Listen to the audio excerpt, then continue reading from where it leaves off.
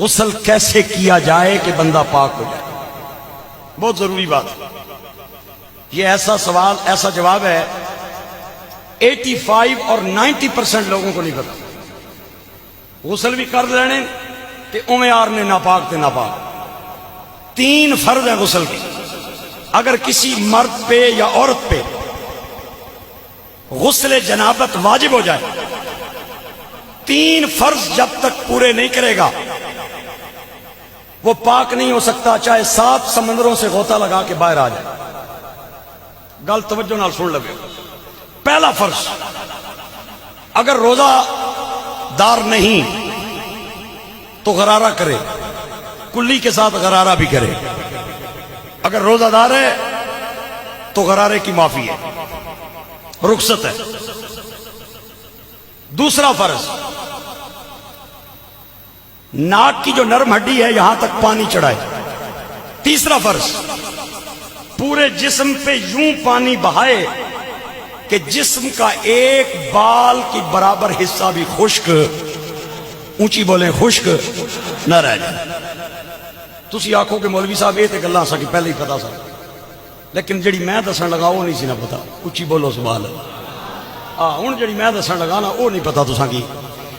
عورتوں نے nail polish لگا رکھی ہوتی ہے، اگر وہ نیل پالش اتارے بغیر غسل کریں گی تو ان کا غسل نہیں ہوگا۔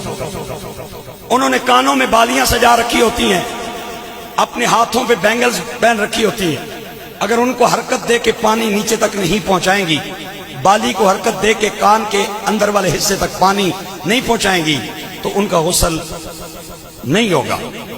اور اگر کسی مرد نے اپنی انگلی میں رنگ پہن رکھی ہے تو اس پہ لازم ہے وہ رنگ کو نکالے، اگر نکالتا نہیں ہے تو رنگ کو موو کرے، حرکت دے تاکہ پانی انگلی کے نیچے کے نچلے حصے تک پہنچ جائے۔ یہ باتیں تو تقریباً میرا خیال ہے لوگوں کو پتہ ہے، لیکن جو بات پتہ نہیں ہے نا وہ یہ ہے کہ کچھ انسان کے جسم کے ایسے اعضاء ہیں جن تک بندہ ہاتھ نہیں پہنچا سکتا، اور بے دہانی میں اکثر وہاں تک ہاتھ نہیں پہنچاتا۔ مثال کے طور پہ سارے بندے یہ انگلی رکھیں کان پہ، کان کا یہ جو درمیانی بالکل حصہ ہے، بالکل سینٹر والا حصہ، یہ ایسا حصہ ہے اگر آپ پانی بہا بھی لیں، بالٹیوں کی بالٹیاں بہا لیں، فوارے کے نیچے کھڑے ہو کے نہا لیں، یہاں پانی نہیں جائے گا جب تک آپ انگلی سے پانی نہیں پہنچائیں گے۔ میری بات سمجھ آ گئی ہے؟